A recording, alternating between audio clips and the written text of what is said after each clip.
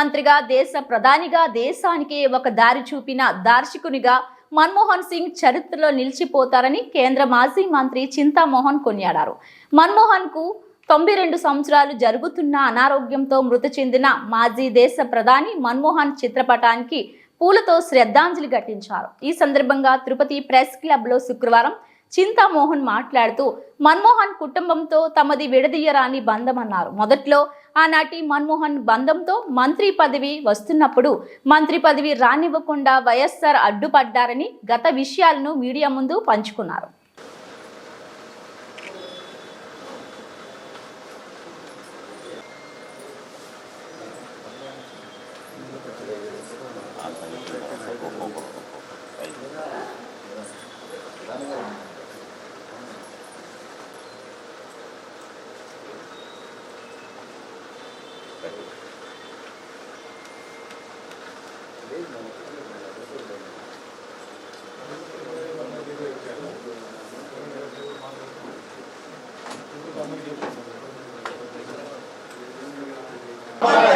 मनमोहन सिंह मनमोहन सिंह मनमोहन सिंह मनमोहन सिंह मनमोहन सिंह मनमोहन सिंह मनमोहन सिंह मनमोहन सिंह मनमोहन सिंह मनमोहन सिंह मनमोहन सिंह मनमोहन सिंह మాట్లాడేదా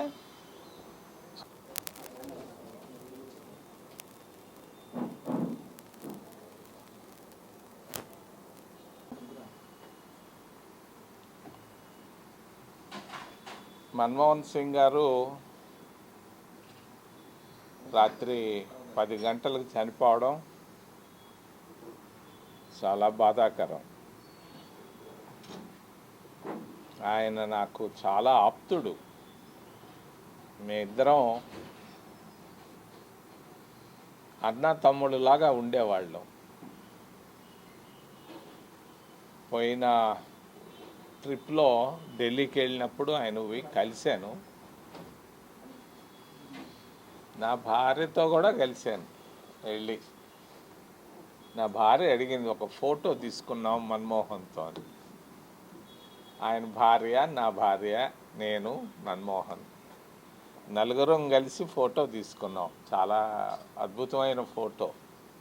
ఆ ఫోటో తీసుకొద్దామని అంటే నా భార్య అడ్డం వేసింది. మన్మోహన్ సింగ్ భార్య చెప్పిందంట, ఆయన టర్బన్ లేకుండా వచ్చాడు ఫోటోలోకి, ఇది మాత్రం ఈ ఫోటోను మాత్రం సీక్రెట్గా పెట్టు అని చెప్పిందంట. ఆమె ప్రామిస్ చేసింది. ఆ ప్రామిస్ ప్రకారంగా ఫోటో మీ దగ్గర బయట పెట్టడం లేదు. నేను 2 ప్రశ్నలు అడిగాను ఆయన్ని ఇటీవల కలిసినప్పుడు. ఎవరు ఆంధ్రప్రదేశ్ రాష్ట్రాన్ని డివైడ్ చేసింది అని.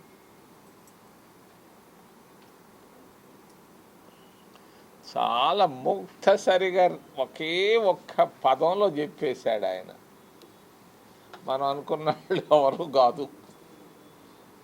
ప్రధానమంత్రిగా చివరి ఆయనతో నా మాటలు నేను అడిగింది, ఎవరు రాష్ట్రాన్ని విభజించారు అని అంటే ఒక మగ మనిషి పేరు చెప్పాడు. నేను ఆయన పేరు చెప్పదలుచుకోలేదు, కానీ మాత్రం ఆ దిక్కు మాత్రం అటు చూపిస్తాను. ఈ వైపు ఉన్నాడు ఆయన.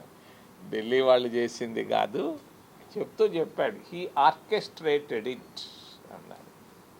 ఆ హీ పేరు నేను చెప్పటం లేదు, దుమారం లేస్తుంది కాబట్టి. He orchestrated it. Manmohan Singh భార్య మన్మోహన్ సింగే అడిగాడు మొన్న ఈ మధ్యలో, నా మనవడు అమెరికాలో ఉన్నాడు, వాడికి ఇంకా పెళ్లి కాలేదు, వాడికి ఎడన్నా అమ్మాయిని మంచి అమ్మాయి చూడు అన్నాడు. ఏ కులమైనా పర్వాలేదండి, ఏ కులమైనా పర్వాలేదన్నాడు. చాలా ఆప్తులు మీ ఇద్దరం చాలా బాగుండేవాళ్ళం. 1991 జూన్ నుంచి ప్రతి ఆదివారం వీలున్నప్పుడు మీ ఇద్దరం కలిసేవాళ్ళం. దాదాపు అరగంట నుంచి గంట సేపు కూర్చునేవాళ్ళం మా ఇద్దరికి టైం 5 గంటలకి. నేను 5 గంటలకు వాళ్ళ ఇంటికి, ఆదివారం పూట ఢిల్లీలో కార్లకు డ్రైవర్లు ఉండరు, నేను ఆటో రిక్షాలో పోయేవాడిని వాళ్ళ ఇంటికి. మా ఇల్లు వాళ్ళ ఇల్లు దగ్గరగా ఉండేది. మరి ఇద్దరం కలిసి భార్యే తీసుకొచ్చేది టీలు, 2 టీలు, 4 బిస్కెట్లు, మ్యారీగోల్డ్ బిస్కెట్లు. ఆయన ఒక్క బిస్కెట్ తింటా టీ తాగేవాడు, నేను 2 బిస్కెట్లు తినేది, 1 బిస్కెట్ మిగిలిపోయేది. మరి నాకు తెలిసిన విషయాలన్నీ ఆయనకు చెప్పేది, ఆయనకు తెలిసిన విషయాలన్నీ ఆయన చెప్పేవాడు మన్మోహన్ సింగ్. ఒక అరగంట నుంచి గంట సేపు చెప్పకూడదు కానీ చెప్తున్నా. 2004లో కమ్యూనిస్టులు ఆయన వ్యతిరేకించారు ప్రధానమంత్రి అయ్యేదానికి. నేను కమ్యూనిస్టులతో ఆ రోజు మాట్లాడి, కామ్రేడ్ హరికిషన్ సింగ్ సుర్జీత్తో మాట్లాడి ఆయన్ని సర్దుబాటు చేయించాను. వాళ్ళు ఏదో ఆయన పైన ఏదో ఒక మాట అంటే, ప్రకాష్ కరాత్ తర్వాత సీతారాం యేచూరి అడ్డం వేస్తే నేను మాట్లాడాను. ఆ రోజు కమ్యూనిస్టుల దగ్గరకు ఆయన వచ్చేదానికి భయపడ్డాడు. మారుతి కారులో వచ్చాడు, ఆయనే సొంతంగా డ్రైవ్ చేసుకొని. 8 తీన్ మూర్తి లేన్ అని ఒక ఇల్లు ఉంది, దాంట్లో కామ్రేడ్ సుర్జిత్ గారు ఉండేవాళ్ళు. ఇద్దరిని కలిపాను, మార్గం సుగమం అయింది. నన్ను మంత్రి చేయాలని 3 సార్లు ప్రయత్నం చేశాడు. 3 సార్లు రాజశేఖర్ రెడ్డి అడ్డం కొడతా వచ్చాడు. ఆయన బాధపడేవాడు, నేను అడుగుతుంటే కూడా అడ్డం పడుతున్నాడు అని బాధపడేవాడు. అయితే నేను అడిగిన పనులన్నీ చేశాడు, ఒక్క పని తప్పించి. స్విమ్స్ హాస్పిటల్ ఈరోజు అపోలో రెడ్డి చేతిలో ఉండాలి. ఆయనే, నేను, డాక్టర్ జి సుబ్రహ్మణ్యం కార్డియాలజిస్టు ఇద్దరం కలిసి ఢిల్లీకి వెళ్ళాం. డబ్బు అడిగిన 1 నెలలోనే ఇచ్చేశాడు. ఆయన మొన్న టీటీడీ బోర్డులో జాతీయ స్థాయి తీసుకురావాలా అని అంటున్నారు బోర్డు వాళ్ళకి తెలియదు, బోర్డు సభ్యులకి. ఆయన ఆ రోజే 2005లోనే స్విమ్స్కి జాతీయ స్థాయిని ఇచ్చాడు. ఎయిమ్స్ లైక్ హాస్పిటల్గా ఇచ్చేశాడు. ఎయిమ్స్ లైక్ హాస్పిటల్ అంటే ఉచితంగా వైద్యం చేయాలన్నది ఉద్దేశం. కానీ మహానుభావులు అది జరగనీయలేదు. ఇప్పుడు కావాలంటారు ఎయిమ్స్ లైక్ హాస్పిటలు, జాతీయ స్థాయి. మరి ఆయన వల్ల ఈరోజు ఆ స్విమ్స్ హాస్పిటలు అపోలో ప్రతాప్ రెడ్డి చేతిలోకి పోకుండా నిలబడింది. రెండోది అంతర్జాతీయ విమానాశ్రయం. ఆయన వచ్చాడు అంతర్జాతీయ విమానాశ్రయానికి పునాది రాయి వేసేదానికి. నేను చెప్పాను 10,000 మందితో మీటింగ్ పెడతాను అని అన్నాను. మన్మోహన్ సింగ్ నాకు ఫోన్ చేసి చెప్పాడు, 10,000 మందితో వద్దు, 10,000 మందితో వద్దు, 500 మంది చాలు అన్నాడు. ఏమయ్యా ఇది అన్యాయం అని అంటే, ఎక్కువ మందితో పెడితే అసూయ పడతారు, వద్దు మనకు అసూయలు, 500 చాలు. క్రమశిక్షణతో ఉన్న 500 మంది సంస్కృత విద్యాపీఠంలో ఉన్న పిల్లకాయలను తీసుకుపోయాడు పెట్టాం. ఆయన చెప్పాడు 500 మంది వచ్చినా 10,000 మంది వచ్చినా మనం మాట్లాడే మాట ప్రతి మాట వెళుతుంది. కాబట్టి మనం ఎందుకు 10,000 మంది పెట్టి అసూయ పడాలి, వద్దు 500 మంది చాలు అన్నాడు. నేను అప్పుడు అర్థం చేసుకున్నాను, రాజకీయం అంటే ఈయన మామూలు రాజకీయ నాయకుడు కాదు, చాలా తెలివైన రాజకీయ నాయకుడు. మరి తెలివైన రాజకీయ నాయకుడు అంటే మీకు తెలియని విషయాలు చెప్తాను. ఒకరోజు అర్జున్ సింగ్ దగ్గరికి వెళ్ళాను. ఆయన నన్ను 11 గంటలకు టైం ఇచ్చాడు, 12 గంటలకు వచ్చాడు. చింతామోహన్ జీ సారీ లేట్ అయింది, అరగంట సేపు అన్నాడు. అంటూ క్యాబినెట్ మీటింగ్ ఎక్స్టెండ్ అయింది, అందువల్ల నా లేట్ అయింది సారీ అన్నాడు. ఏదో కూర్చొని మాట్లాడుతుంటే నేను ఒక మాట అన్నాను, Manmohan Singh is not a politician అని నేనంటే అర్జున్ సింగ్ నాతో అన్నాడు, నువ్వు భలేవాడివయా, మన్మోహన్ సింగ్ చాలా పెద్ద పాలిటీషియన్ ఎట్టా అని అడిగాను అర్జున్ సింగ్ గారిని. అని అన్నాడు, నేను 50 ఏళ్ళు రాజకీయాల్లో ఉన్నాను, నేను ప్రధానమంత్రి కాలేకపోయాను, నిన్నగాక మొన్న వచ్చాడు ప్రధానమంత్రి అయ్యాడు, ఆయన పాలిటీషియన్ కాదని నువ్వు ఎట్టంటావయ్యా అని అర్జున్ సింగ్ లాంటి వాడు అన్నాడు. అంటే నేను ఎందుకు చెప్తున్నానంటే ఈ విషయాలన్నీ బయట తెలియని విషయాలు. స్విమ్స్ హాస్పిటల్ని నిలబెట్టింది ఆయన, అంతర్జాతీయ విమానాశ్రయానికి ఆయనే వచ్చి పునాది రాయి వేశాడు. ఆ రోజు పోలీసు వాళ్ళు నేను 2 సార్లు మాట్లాడాలని అన్నారు.